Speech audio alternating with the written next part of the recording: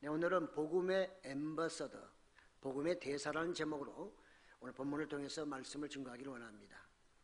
앰버서더란 말은 한 나라를 대표하여 다른 나라에 파견되어 주재하면서 외교 교섭을 하며 자국민에 대한 보호와 감독의 임무를 수행하는 제1급의 외교사절, 이렇게 사전에 나와 있습니다. 그러니까 대사라고 하는 것은 파송된 그 나라를 위해서도 일해야 되지만 또 자기가 주재하는 그 나라에서 그 나라와 좋은 관계를 맺음으로 인해서 양국의 서로 간에 어떤 교량 역할을 하면서 양국의 이익을 도모하는 그런 위치에 있는 사람이 바로 대사죠. 그걸 우리는 앰버서더라고 합니다. 교회는 왜 존재해야 할까요? 교회는 성령 충만하여 복음의 앰버서더가 되어 하나님의 나라를 세우기 위한 것입니다. 복음의 대사는 죄인을 죽이는 것이 아니라 살리고 또 살리도록 파송한 것입니다. 교회는 하나님의 선한 계획인 복음 전파를 위해 존재합니다. 우리는 복음의 대사로 하나님을 기쁘시게 하는 사명을 받은 것입니다. 이 일을 감당하기 위해서 성령이 충만해야 하는 것입니다. 하나님께 영광을 돌릴 수 있는 제일 조건입니다. 예수님도 성령 충만하사 십자가의 사명을 온전히 감당하셨습니다. 예수님의 순교가 생명을 낳았듯이 하나님의 사업을 세웠듯이 순교는 죽음이 아니라 부활이며 죄인을 의인으로 세우는 수단이기도 한 것입니다. 존 하퍼 목사는 1872년 스코틀랜드 글래스고의 기독교 가정에서 태어났습니다. 그는 하나님의 특별한 은혜로 14살에 회심을 경험하게 되었고요. 그는 그리스도에 되면서 내가 정말 예수님의 증인으로 살아야 되겠다, 이렇게 결단을 했습니다. 그 이후로 그는 성장해서 런던에서 복음 전도에 전력을 다하고 있었습니다. 그때 그의 소문을 듣고 시카고 무디 교회로부터 복음 전도 집회를 해달라는 요청을 받게 됐습니다. 32살 된 하퍼는 미국행 배를 탔습니다. 불행하게도 그 배가 거대한 빙산에 충돌하여 침몰했습니다. 그 배가 바로 잘 알고 계시는 타이타닉호였습니다. 그 이후로 하퍼에 대해서는 아는 사람이 아무도 없었습니다. 몇 달이 지난 후 한 집회에서 이 스코틀랜드 젊은이가 눈물을 흘리며 자신의 회심을 간증했습니다. 그 젊은이는 바로 타이타닉 배에 탔던 사람이었습니다. 그의 말에 의하면 배가 빙산에 부딪힌 후 잔해 조각을 붙들고 밤에 차가운 바닷물 속을 떠다니고 있었습니다. 갑자기 파도에 밀려온 한 사람이 다가왔는데 보니까 존 하퍼 목사였습니다. 그도 역시 배에 파편 조각을 붙들고 있었습니다. 그러면서 그 젊은이에게 말합니다. 여보게, 자네 구원받았나? 라고 물어봤고, 아니요, 아직 못 받았습니다, 이렇게 얘기를 했습니다. 그러자 하퍼 목사는 물결에 밀려가면서도 또 그 사람 청년 뒤까지 와가지고 예수 그리스도를 믿게, 그러면 구원을 받을 것이네 라고 외쳤습니다. 파도가 밀려와 하퍼 목사를 덮쳤으나 그는 다시 자기 청년 곁으로 또 휩쓸려 와서 또 얘기합니다. 이제 구원을 받았는가? 여전히 이 젊은 청년은 아니요, 이렇게 대답을 했습니다. 그러자 이 하퍼 목사는 그에게 하는 말이 주 예수 그리스도를 믿게, 그러면 구원을 받을 것일세. 그 말을 마지막으로 하퍼 목사는 붙들고 있던 나무 조각과 함께 바닷속으로 사라져버렸습니다. 그날 밤 그는 이 젊은이는 영접하게 되었습니다. 그는 하퍼 목사의 전도로 회심한 사람 중에 마지막 사람이 된 것이죠. 하퍼 목사는 바닷물에 죽었을지 모르나 그 젊은이를 통해서 그 목사님은 살아계신 것입니다. 초대교회는 천박한 집단으로 취급받았습니다. 사악한 교회, 쓰레기 같은 무식한 사람들의 집단, 엄숙한 금시, 야만적인 식사, 그들은 성찬식을 사람 피를 마시는 걸로 생각했으니까요. 그만큼 오해가 심했던 것입니다. 그러나 그들이 그 모든 여러 가지 핍박과 오해와 모든 걸 이길 수 있었던 것은 그들이 전쟁으로 칼 갖고 싸워서 이긴 게 아니라 바로 성령 충만으로 그 모든 것을 극복하고 오늘의 복음이 여기까지 오기까지 그들이 그 역할을 감당했던 것입니다. 초대교회는 성령 충만함으로 복음 전파의 대사의 사명을 온전히 감당했습니다. 마틴 노이드 존스 목사님은 교회가 좌절과 패배에 빠져 있다면 성령이 바닥난 것이다, 이렇게 그는 말했습니다. 그는 말하기를 하나님이 붙잡을 때 능력이 나타난다. 위기의 시대일수록 내가 한다는 사람을 주의해야 한다. 체험 자체를 위해 부흥을 추구하면 안 되며 부흥의 일차적 목적은 하나님의 영광, 그분의 이름, 그분의 영예를 드러내는 것이다, 이렇게 말했습니다. 그렇습니다. 지금 우리의 당면한 문제는 코로나19가 아닌 것입니다. 지금은 어찌 보면 대면 예배냐 아니냐가 중요한 게 아닙니다. 더 중요한 것은 우리가 성령 충만한 상태에 있는지 아닌지가 중요한 거란 그 말입니다. 본질적인 문제는 다른 데 있지 않습니다.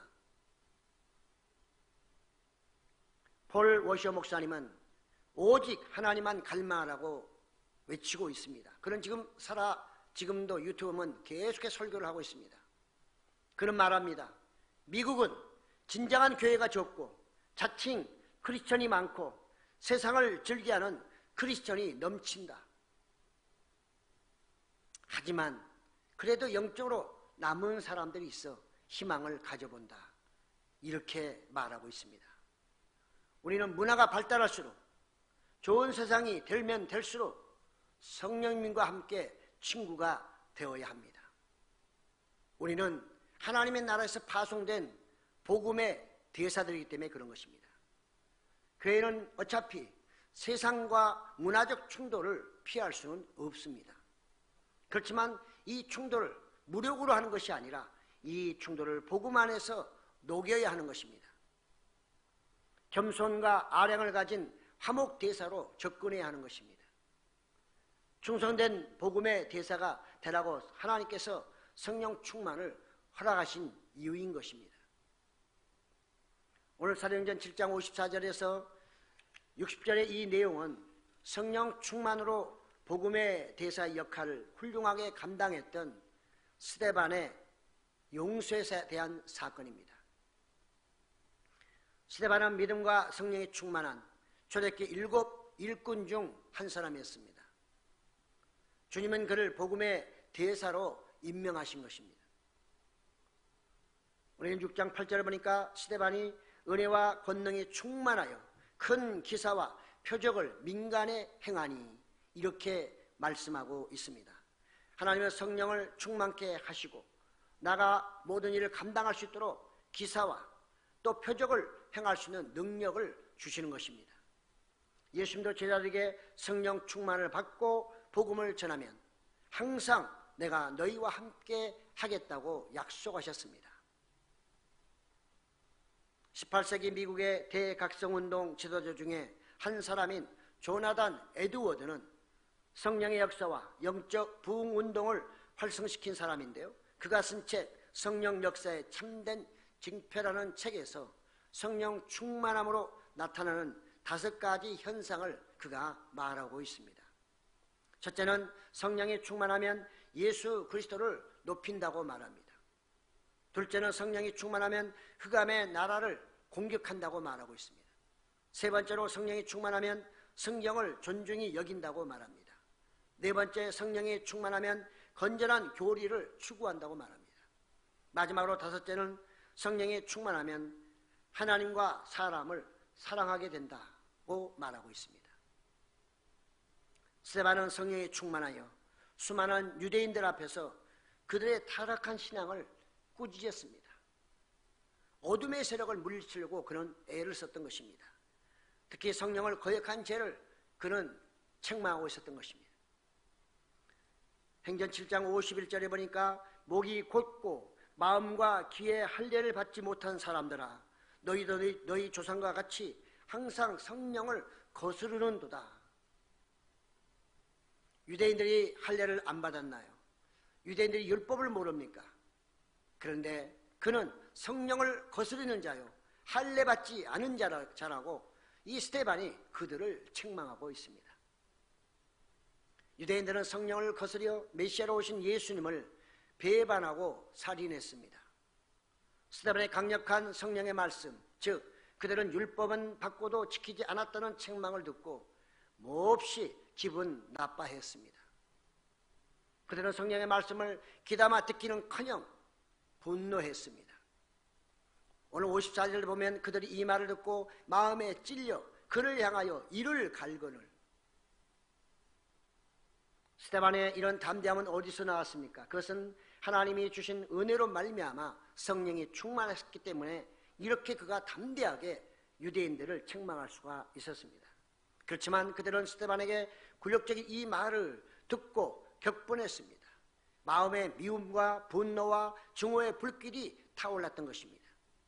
그래서 이를 갈고 치를 떨었습니다. 크리소스톰은 이렇게 말합니다. 대체 어떤 점에서 스데반이 이 같은 비난을 받아야 한다는 말인가? 스데반은 놀라운 기적을 행한 사람, 그들에게 복음을 알려 구원을 얻으라고 외친 의로운 사람이 아닌가, 이렇게 크리소스톰은 말하고 있습니다.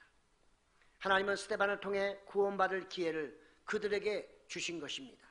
그러나 사단은 그들을 부추겨 난동을 부리게 하고 나아가 오히려 스데반을 죽이도록 했다는 것입니다. 하지만 성령에 충만한 스데반은 무리들의 분노 앞에서 하늘을 쳐다봤습니다. 그들의 모습을 본 것이 아니고 그들이 치려고 하는 그 모습을 본 것이 아니라 하늘을 쳐다봤다는 것입니다. 그때 하나님은 충성스러운 종에게, 죽음 직전에 있는 그에게 하나님의 임재를 체험하게 했습니다. 너는 순교해도 염려할 것이 없다. 내가 너와 함께 있다고 하는 것, 그것을 하나님은 보여주신 것입니다. 임재의 체험을 받은 스데반, 거기에 하나님 우편에 서 계신 예수님의 인자한 모습을 스데반은 보았을 때 그에게는 큰 격려와 용기가 생기게 된 것입니다. 그는 승천하신 예수님을 처음 본 사람이 되었습니다. 이어 복음의 대사인 스데반은 힘찬 목소리로 증언합니다. 56절 보니까 보라, 하늘이 열리고 인자가 하나님 우편에 서신 것을 보노라. 영적 눈이 먼 유대인들에게 스데반의 이와 같은 증언은 미친 소리였습니다. 하지만 스데반에게는 부활하신 예수님이 찾아오셨던 것입니다. 후에 사울에게도 찾아오신 그 부활하신 예수님 말입니다. 그는 그래서 순교의 용기를 가질 수가 있었습니다. 광분한 무리들은 함성을 지르며 스데반을 잡아 성 밖으로 끌고 가 돌을 던졌습니다. 그에게 신성 모독죄를 씌웠습니다. 거짓 증언, 불법과 폭력이 승리했습니다. 로마의 인준도 받지 않고 격분한 공중 심리를 이용하여 스데반의 생명을 그들은 취했던 것입니다. 죄인으로 성을 더럽히지 않겠다고 하는, 그래서 스데반을 성 밖으로 끌고 간 가증한 그들의 모습입니다. 그들은 율법을 잘 지키는 것처럼 스스로가 생각했으나 가장 율법을 어기는 가장 더럽고 추한 사람들이었습니다. 그래서 예수님은 스데반의 변호를 쓰시기 위해서 서 계신 것입니다. 그들은 뒷일이 뒤탈이 두려워서 그들의 옷을 벗어 그 당시에 지도자였던 젊은 사울의 발 앞에 그 옷을 던져놓고 당신이 우리의 증인이요, 나중에 문제가 생기거든 당신이 증인서 주시오, 이렇게 그들은 부탁을 했던 것이죠. 믿음이 좋은 스데반은 숨을 거두기 전에 하나님께 내 주 예수여 내 영혼을 받아주소서라고 기도합니다. 그는 예수님을 보았기에 이제 그 예수님에게, 하나님에게 자기의 영혼을 받아달라고 기도하고 있습니다. 참으로 행복한 임종입니다. 우리는 이 땅에서 예수 믿고 하나님 앞에 가면서 그것이 보이지 않고 가려져 있기 때문에 여전히 불안하고 초조해서 안 가려고 애쓰는 그런 사람과 대조되는 것이고, 스데반의 죽음은 얼마나 행복한 죽음이며 얼마나 정말 기쁜 그의 인생의 마지막인가 하는 것을 우리에게 시사하고 있는 것입니다. 예수님도 말씀하시기를 십자가상에서 내 영혼을 아버지 손에 부탁하나이다, 이렇게 말씀하신 것처럼 스데반은 예수님의 뒤를 따라간 사람입니다. 주님의 위로받은 스데반은 이제 저들의 죄를 대신하여 무릎을 꿇고 또 마지막으로 하나님께 간청합니다. 60절에 보니까 주여 이 죄를 그들에게 돌리지 마옵소서, 이 말을 하고 자니라. 공률의 대사가 부르짖는 마지막 애원이었습니다. 그리고 잠들었습니다. 그는 천국에서 상쾌하게 깨어날 것입니다. 스데반은 그 이름이 면류관이라는 뜻인데, 그는 의의 면류관, 승리의 면류관을 받게 될 것입니다. 아버지 저들을 사해 주옵소서, 자기들이 하는 것을 알지 못합니다 라는 예수님의 조언을 스데반도 따랐습니다. 주님이 그에게 힘과 능력을 주셨기 때문입니다. 그의 믿음은 하나님의 마음을 감동시켰고 기쁘시게 했던 것입니다. 왜냐하면 원수를 사랑하라는 말씀을 지켰기 때문입니다. 핍박하는 자들을 핍박하지 말고 축복하라는 그 말씀을 그는 지켰기 때문입니다. 저주는 내가 하리라고 하는 아브라함에게 하신 그 언약의 말씀을 스데반은 지켰던 것입니다. 창세기 12장 3절에 말씀하시죠. 너를 축복하는 자에게는 내가 복을 내리고 너를 저주하는 자에게는 내가 저주하리니, 내가 저주하리니 너는 저주하지 말라고 분명하게 말씀하고 있습니다. 땅의 모든 족속이 너로 말미암아 복을 얻을 것이라. 너는 복의 통로가 되어야 되겠고 저주의 통로가 되어서는 안 된다. 너로 말미암아 모든 사람들이 구원을 받아야 된다고 하나님께서 아브라함에게 말씀하셨으므로 그는 누구도 저주해서는 안 되는 복음의 대사였습니다. 복음의 앰버서더였어요. 스데반의 순교는 복음의 대사로 겪는 고통이었습니다. 그의 순교의 피는 사울에게로 돌아간 것입니다. 우리가 오늘날 신앙생활하면서 주님의 그 고난에 동참해야 되는데, 그 주님의 고난에 주님의 그 고난에 동참하는 걸 조금 더 싫어하는 이런 신앙생활이라면 복음의 대사로서의 역할을 잘 감당한다고 할 수는 없을 것입니다. 우리는 하나님의 일을 알 수가 없습니다. 지금 스데반은 죽어가는 그 스데반 앞에 증인이 되었던 이 사울이 나중에 그가 기독교인들을 박해하다가 다메섹상에서 부활하신 예수님이 다시 찾아오시고 너는 이제 나의 대사가 되어라, 나의 복음을 증언하는 대사가 되라고 주님이 그를 부르셨고 그에게 그를 임명하셨습니다. 그래서 그는 목숨을 다해 순교하기까지 복음을 전했던 것을 우리는 알 수가 있습니다.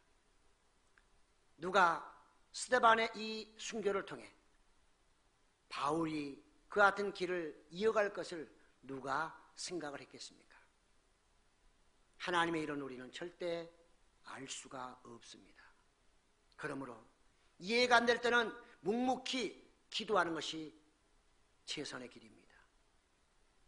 일이 풀리지 않을 때는 하나님께 조용히 묵상하는 것이 최선의 길인지도 모릅니다. 무조건 내 생각대로 하다가는 큰 실수를 범할 수 있기 때문에 그런 것입니다. 성령 충만한 바울도 복음의 참 앰버서더가 되었는데 그는 또 스데반처럼 유대인들을 용서해달라고 그가 기도하는 것을 볼 수 있습니다. 성령 충만한 사람들의 특징이라고 할 수가 있는 것입니다. 성령이 충만하면 하나님을 기쁘시게 하는 복음의 대사가 된다는 것입니다. 그들의 순교는 복음 전파의 통로가 됩니다. 구약의 모세도 마찬가지로 그에게 늘 반항하고 그를 늘 괴롭히는 그 이스라엘 백성이었지만 그런 지도자로서 하나님의 영이 함께했기 때문에 그런 그 백성들을 저주하거나 내버리지 않고 징계하라고 하나님께 기도한 것이 아니라 그는 뭐라고 했습니까? 하나님이여, 생명록에서 내 이름을 지워버리시더라도 이 백성을 구원해 주옵소서. 그의 기도를 하나님은 들으시고 그들을 다시 구원해 주셨음을 성경은 기록하고 있습니다. 모든 사람들이 코로나19로 몹시 지치고 짜증스러워합니다. 기독교는 핍박을 받고 있는 것 같습니다. 복음의 대사인 교회는 초대교회처럼 성령 충만해야만 이 모든 것을 극복할 수 있고, 나아가 한 단계 더 높은 성숙한 크리스찬으로서 저들의 잘못된 것들을 용서해달라고 기도할 수 있을 것입니다. 아니, 기도해야 하는 것입니다. 그것은 내 마음에 들지 않지만 예수님의 명령이고 하나님의 뜻이기 때문에 그런 것입니다. 믿음으로 하나님을 기쁘시게 하는 것이 교회의 사명인 것입니다. 오늘 저는 이 스데반의 사건을 통해서 한 세 가지로 말씀을 정리하고자 합니다. 첫째로, 스데반을 율법으로만 보면 넘어집니다. 오늘날에도 교회에는 율법적인 신앙생활을 하는 사람들이 많이 있습니다. 열심히 신앙생활하는 분들을 찾아가서 그렇게까지 신앙생활 할 필요 있냐고 옆에서 지근덕거리며 그들의 믿음을 무너뜨리는 그런 사람들은 유대인과 같은 사람입니다. 스데반을 보면서 저런 엉뚱한 열정을 가진 놈 하면서 그를 죽여버리겠다고 하는 그 무리들과 뭐가 다릅니까? 믿음을 이성으로 분별하려고 하는 사람들입니다. 충성된 신앙이기 때문에 예수님을 더 멀리 하려고 하는 사람들, 그는 바로 모든 것을 율법으로 보는 사람들입니다. 종교생활을 하는 것입니다. 육적 신앙생활을 하는 것입니다. 고린도전서 15장 50절에 말씀합니다. 혈과 육은 하나님의 나라를 이어받을 수 없고 또한 썩은 것은 썩지 아니하는 것을 유업으로 받지 못하느니라고 분명하게 말씀하고 있습니다. 그래서 유대인들은 스데반 때문에 큰 죄를 또 지었습니다. 그들은 믿음이 좋다고 스스로 생각했으나 율법에 의해서 살인죄를 지은 것입니다. 둘째로, 스데반을 성령의 눈으로 보면 은혜가 넘치는 것입니다. 성령 충만한 사람은 예수님의 남은 고난에 동참하기를 원합니다. 동참하는 것을 즐거워합니다. 오로지 복음의 증인으로 순교적 삶을 추구하는 것입니다. 왜? 부활신앙이기 때문에. 부활하신 예수님을 믿고 나가서 살아계신 하나님의 그 역사하심을 분명히 믿기 때문에, 또 천국에 간다는 확신을 갖고 있기 때문에 그 고난에 기꺼이 동참할 수 있는 것입니다. 복음 때문에 겪는 순환을 감사히 여깁니다. 그의 고난을 통해 다른 사람들이 살아나는 것입니다. 순교는 죽도록 충성하는 것이며 주님의 명령을 즐겨 순종하는 것입니다. 요한복음 6장 63절에 말씀하십니다. 살리는 것은 영이니 육은 무익하니라. 내가 너희에게 이른 말은 영이요 생명이라. 주님의 말씀은 영이고 생명이지만 세상의 모든 것들은, 사람의 말은 육적인 것입니다. 마지막 셋째로, 예수님은 복음 대사의 변호사입니다. 우리가 법정에 가서 승소하느냐 패소하느냐는 물론 죄에 따라 다르지만 또 그 형량이 크냐 적냐는 변호사를 누구로 삼느냐에 따라 달려 있다고 합니다.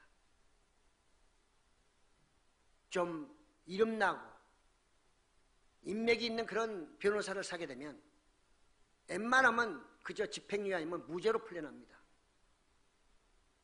그래서 사람들은 그 변호사 살려고 애를 쓰고 돈도 많이 들이죠.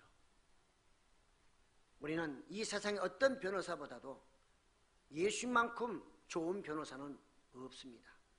그분은 전지전능하신 분이기 때문에 그분이 우리를 변호하신다면, 더구나 내가 주를 위해서 살면서 억울함을 당하고 고통을 당하고 핍박을 당한 것에 대해서 그분이 변호하시고 그분이 증인서 준다면 누가 거기에 대항할 수 있겠습니까? 이런 우리의 믿음이 필요한 것입니다. 복음에 대해서는 예수님이 파송하셨습니다. 그러므로 우리는 하나님의 말씀 안에서 사람들을 대해야 하는 것입니다.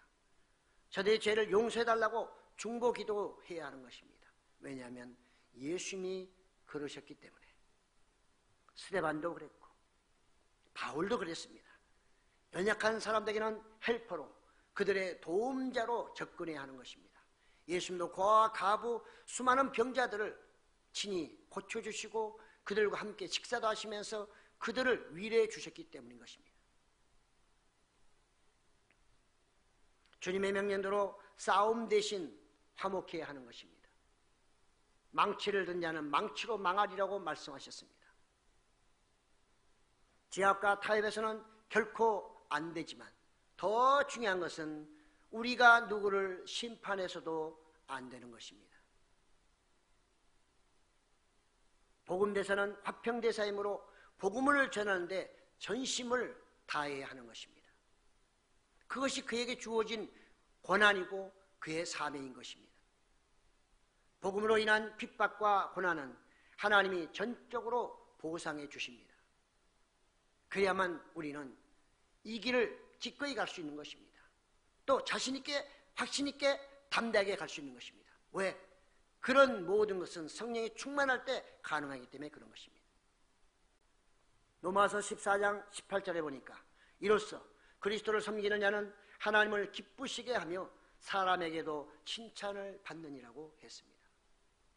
우리가 일부러 사람들에게 칭찬을 받으려고 하는 그럴 것까지는 없으나 성령에 충만하여 하나님을 바로 섬긴다면, 하나님을 기쁘시게 하는 사람들이라면, 기독인이라면 세상 사람들에게도 정말 복음을 통해 기쁨을 주어야 할 것입니다. 지금 대한민국은 코로나19로 양진영으로 나뉘는 경향이 있습니다. 교회도 마찬가지입니다. 그렇지만 교회는 긍휼과 사랑, 인내, 온유로 세상을 품는 복음의 대사 역할을 온전히 감당해야 할 것입니다. 세상을 긍휼히 여기고 구원의 예수님을 선포해야 합니다. 아무리 그들이 악하다 할지라도. 싸움은 전쟁을 낳습니다. 전쟁은 또한 전쟁을 낳습니다. 그러나 복음은 생명을 낳습니다. 지금은 연약해서 죽어가는 것 같으나 그 죽음이 바로 생명의 피로 변화되고 생명의 피로 다시 나타나고, 그래서 핍박하던 그들이 오늘날 예수님을 믿고 복음의 대사가 되는 것을 성경은 여러 차례 우리에게 보여주고 있습니다. 주님의 고난에 기꺼이 동참하는 복음의 대사는 용서하는 사람입니다. 다른 사람의 죄를 용서하는 것입니다. 오늘 스데반도 말하잖아요. 아버지여, 저들의 죄를 저들에게 돌리지 마옵소서. 예수님도 저들이 알지 못하여 그러하오니 저들의 죄를 용서하여 주시옵소서. 오로지 복음의 대사는 예수님의 말씀만 따를 뿐입니다. 그 모든 결과에 대해서는 그분이 알아서 하시는 것입니다. 우리가 앞장서서 해서는 안 되는 것이죠. 순례자의 죽음은 부활임을 믿어야 하는 것입니다. 우리가 복음 때문에 사람들 앞에 죽고 또 나가 저들이 핍박, 박해, 온갖 우리에게 시련을 준다 할지라도 그들을 저주할 것이 아니라, 그들을 똑같은 방법으로 핍박하고 대항할 것이 아니라 그들의 모든 것을 하나님께 맡기고 용서를 구하면서 또 우리는 성령 충만한 가운데 우리의 믿음을 굳게 지켜야 할 것입니다. 오늘 한 말씀 마지막으로 정리합니다. 적용하고 마무리합니다. 요한복음 8장 7절에 너희 중에 죄 없는 자가 먼저 돌로 치라.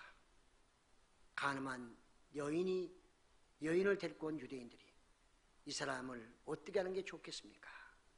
예수님은 한참 생각하시고 땅에 뭔가 글을 쓰시고 마지막에 하신 말씀이 너희 중에 죄 없는 자가 먼저 돌로 치라. 우리가 다시 한번 깊이 생각해 봐야 할 말씀이라 생각합니다. 우리는 다음 주부터 교회에 모여서 대면 예배가 드려지기를 간절히 소망하면서 또한 이 시대에 복음의 대사로서 무엇이 우리가 해야 될 일인지 다시 한번 생각하며 성령 충만을 간구하고 그래서 그 힘으로 이 모든 것을 이겨내며 이 믿음을 지키고 우리 후손들에게 그런 믿음을 물려줘야 될 줄로 압니다. 그런 우리 하나교회 모든 성도 여러분 되시기를 예수님의 이름으로 축복합니다. 아멘.